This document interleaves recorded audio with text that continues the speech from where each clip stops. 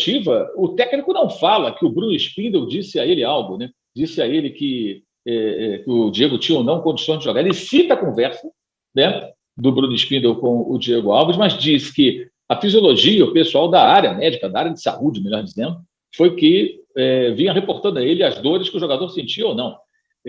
Enfim, agora, essa questão trazida pelo Eric, de pergunta encomendada, eu não vi, tá, o que o Eric falou no Sport TV, li apenas aqui relatos, então nem quero me aprofundar, porque posso ter lido algo distorcido, então depois vou tentar ouvir exatamente o que o Eric falou. Até começamos a live com atraso, porque eu estava procurando esse vídeo, mas não achei em lugar nenhum ainda, daqui a pouquinho deve estar lá no site, em algum site, no site lá do programa que ele fez lá, da Sport TV, mas enfim, então eu não vou ficar comentando em detalhes, porque não sei exatamente o que ele disse. Tá? Mas pelo que as pessoas vêm comentando aqui, a pergunta teria sido encomendada, né? Aí temos que ver também quem é o repórter, não houve tempo ainda para ver quem é o repórter, cabe ao repórter também se manifestar, se ele quiser. Mas o fato é o seguinte, vamos agora direto ao ponto. Tá? O Diego Alves hoje é terceiro goleiro do Flamengo. É um jogador que tecnicamente vem mal há muito tempo. Esse ano participou de 2 jogos contra o Madureira e o Resende, foi um desastre. Então, ele não merece ser titular, ele está fora do time porque ele tecnicamente não se prova. A atuação contra o Resende foi vergonhosa, falhas gravíssimas. Contra o Madureira ele foi mal, contra o Resende ele foi péssimo. No ano passado participou de poucas partidas em relação ao que o Flamengo precisava dele, ainda mais com reserva dele imediato, o Hugo sendo um goleiro muito inseguro como é até hoje, e é um erro do Paulo Sousa, sempre falo isso, insistir no Hugo, embora nessa semana ele não tivesse outra opção, né? Mas em outros momentos acho que ele errou em insistir, né? Especialmente quando chegou o Santos ao Flamengo para ser titular e ficou nesse revezamento. Mas o fato é o seguinte, o Diego Alves, no ano passado, participou de 26 jogos só no Brasileiro, de 38, e ficou fora de quase metade dos jogos fora do Rio de Janeiro. De 19 jogos que o Flamengo fez fora do Rio de Janeiro, o Diego Alves participou de 10, ou seja, quase 50% de ausência. Então, é um jogador que já não dá retorno técnico. Houve um erro grave aí da diretoria ao renovar o seu contrato, na minha opinião, não é só a minha, a opinião de muita gente, como também do Diego Ribas.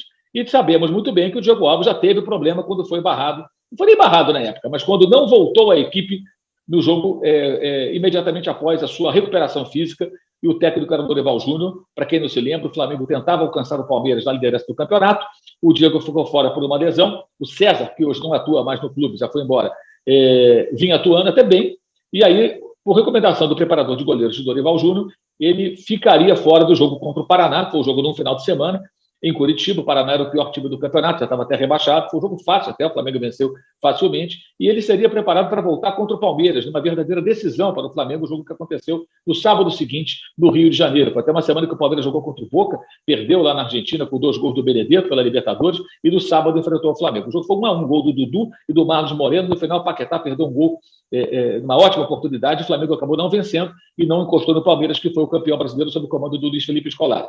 Naquela oportunidade, o Diego Alves teve um atrito gravíssimo com o técnico Dorival Júnior, envolveu o Carlos Noval, que era o diretor de futebol, hoje ele faz ali o trabalho de transição.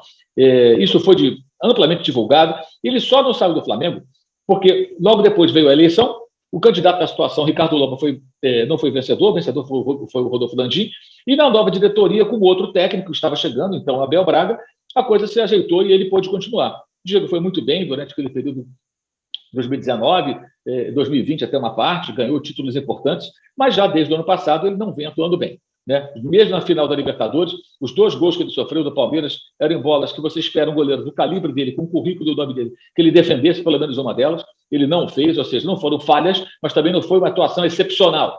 Não foi mais ou menos o que fez ontem o Kevin Trapp, goleiro do Eintracht Frankfurt, que defendeu uma bola que seria o gol do título do Rangers da final da Europa League, e depois pegou o pênalti do Hansen, que também que deu o título, na verdade, ao fazer aquela defesa, à equipe alemã contra o time escocês. Ele não brilhou, ele não foi decisivo. O erro foi renovar o contrato. E eu acho que agora é uma oportunidade que tem diretoria do Flamengo de resolver essa questão. Dizem que ele tem propostas, então que se rescinda o contrato. O Diego quer jogar, ele acha que tem condições, então que ele jogue em outro clube. Não vejo sentido nessa discussão toda. Agora, sobre o Paulo Sousa, se a pergunta foi encomendada ou não, eu não vou fazer um julgamento aqui em cima de uma informação trazida por um companheiro, porque não sei em que circunstâncias isso teria acontecido, se de fato aconteceu, não cabe a mim um aprofundamento nessa questão. Vou aguardar para ver o que vai ser dito, o que o Flamengo vai dizer, mas no vídeo que vocês viram há pouco, trecho da coletiva da última terça-feira, né, após o Flamengo e a Universidade Católica, em nenhum momento o Paulo Sousa, nesse trecho ali, a gente ouviu, ele fala que o Bruno Spindel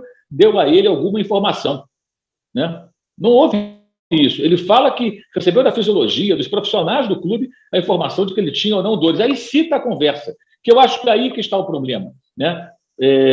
Se o goleiro foi conversar com o Bruno Spindler, foi conversar sobre o quê? Que tipo de conversa ele tem que ter com o diretor executivo? Sobre o contrato, premiação, ok, né? Coisas do gênero. Mas sobre campo e bola, a conversa tem que ser com o preparador de goleiros e com o técnico do time. Eu imagino que isso também evidencia, para o torcedor mais atento, os problemas que o Flamengo tem hoje e que são inerentes a esse cenário, com jogadores que se sentem donos do pedaço, jogadores que não aceitam a reserva, jogadores que não aceitam mudança do sistema tático, vimos isso no final do Campeonato Carioca, e jogadores que torcem o nariz por um técnico que, acertando ou errando, gostem ou não dele, foi contratado para fazer esse trabalho, de tirar o jogador da zona de conforto, estabelecer disputa por posições e mudar um cenário de uma certa acomodação que resultou no ano passado com um técnico brother, amigão, Renato Gaúcho, num desastre que foi o Flamengo não ganhando rigorosamente nada, perdendo títulos que disputava e decepcionando a sua torcida. Evidentemente, qualquer coisa que se diga contra o Paulo Sousa hoje, como tem a famosa Flamimimi, o tempo todo contra o técnico, como fritou no ano passado o Rogério Ceni, agora tenta fritar o Paulo Sousa, e com o apoio de algumas pessoas da imprensa que querem trocar de técnico a toda hora, que só querem ter razão, né? Existe essa bizarrice hoje, inclusive, a todo tempo. Então, como nós temos aí essa situação, é claro que as pessoas vão se aproveitar disso para fazer julgamento do caráter do técnico. E quando eu estou aqui julgando o caráter do técnico, tampouco do goleiro. Eu só acho que, tecnicamente, o Thiago Alves não tem hoje condições de pleitear a condição de titular da meta do Flamengo. Não tem, já há algum tempo.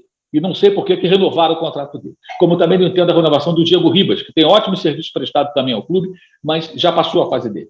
Dos 3 jogadores da geração de 85, o único que eu, se fosse tomar a decisão, se fosse eu, o Marcos Braz, lá atrás, ou o Bruno Spindel, ou o Landim, que eu renovaria, seria o Felipe Luiz, que acho que ainda é um jogador que, embora não consiga jogar todas as partidas, já está mais veterano também. Eu acho que é um cara que ainda pode tecnicamente acrescentar quando estiver em boas condições. É a minha maneira de ver com relação a isso.